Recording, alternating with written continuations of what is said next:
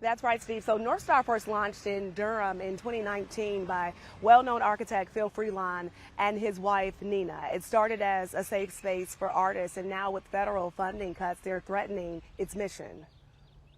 NorthStar has really offered me a launching pad to be able to present and show my work formally. A lot of TD Hall's photography explores the tradition of the Black church and its history. And a lot of these placards and symbols you don't see anymore. Showing me pieces that hung from the walls of NorthStar Durham just weeks ago from her first exhibit. It just reminded me of growing up. I went to a rural church in Virginia. But artists like her could soon lose this space. The Trump administration proposed cuts to the National Endowment for the Arts, which led to dozens of organizations like NorthStar Durham receiving notification that grants have been rejected or rescinded. This is part of the Trump administration's sweeping overhaul of federal cultural agencies, including the Kennedy Center, the Smithsonian Institution, and the National Endowment for the Humanities. This space has stood here for 100 years.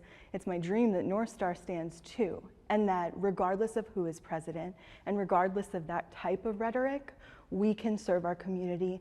As executive director, Lauren Garcia is NorthStar's only full-time employee, but there are 3 other part-time positions. She says grant money received from the NEA covers all their salaries, which she says means on May 31st, funding will stop. It could be the death of our organization. The space is used for about 100 events a year that include exhibitions, youth theater, free yoga, dance classes, and wraparound support for artists. They wanted to put a flag in the ground and say, we need to have a safe space where artists can do their exhibits and their concerts and their shows. Phil Freelon is a board member for NorthStar Durham, telling me his parents, Phil and Nina Freelon, purchased this 95-year-old building in 2017.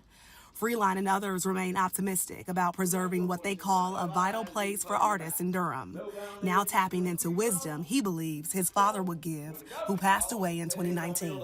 I think he would remind me that Durham has been resilient in the face of oppression and opposition before, and we just need to rally just like our ancestors did.